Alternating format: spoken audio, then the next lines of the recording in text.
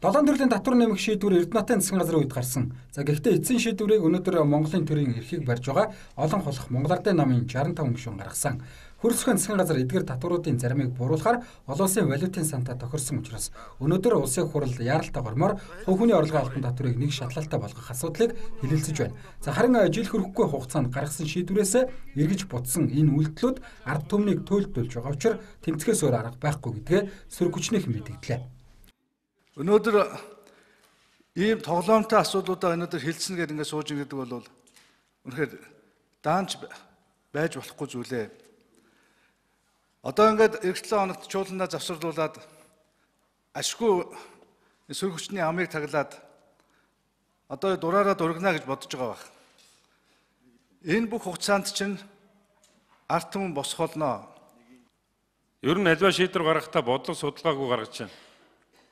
Пүрүсийн татварыг нэмлээ, пүрүсийн нэмлээ гэж пүрүсийнхэн эсэргүүцэж, пүрүсээ шатаахад, жагсахад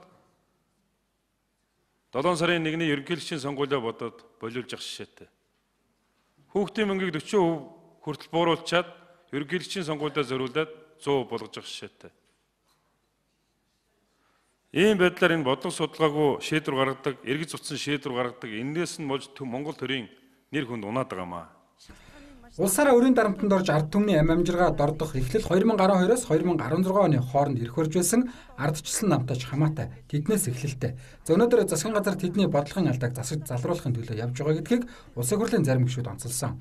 За иймээс өнгөрсөн 4 жилд ирэх барьж байсан ардчилсан намд өнөөдөр жагсаалт цуглаан хийх эрх бий юу гэдгийг бодох хэрэгтэй гэдгийг санууллаа. Их олон гоё лоозон тавьсан байна л да.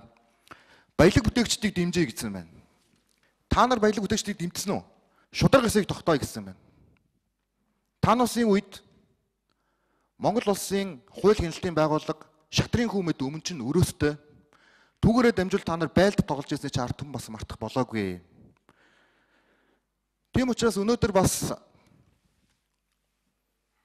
татвартай холбоотой дээр асуудал чинь яригдаад та нарын шаардаад байсан тэр зүйл чинь өнөөдөр яригдах гэж байхад чуулганы хилцэх асуудал дээр орж ирж ийм увайгүй байдлаар улс төр хийх ёс зүйн эрх та нарт байхгүй. Жагсаалт цуглаандаа тулбал улсын хурлын гишүүн Мөнхбат Тэргүүттэй Монгол Ардын намын гишүүд хэдэн жилийн өмнө төв талбайд өнөөдрийнх шиг жагсаалт цуглааныг зохион байгуулж явсан. Иймээс өнөөдөр ан манаараа хуваагдаж талцахын оронд урагшаа хараад улс орноо хөгжүүлэх ажлын байрыг нэмэгдүүлэх, цалин тэтгэврт тэтгэмжээ нэмэх асуудлаа эрх баригчид анхаарах нь зөв гэдгийг олон нийт хэлж байгаа юм а.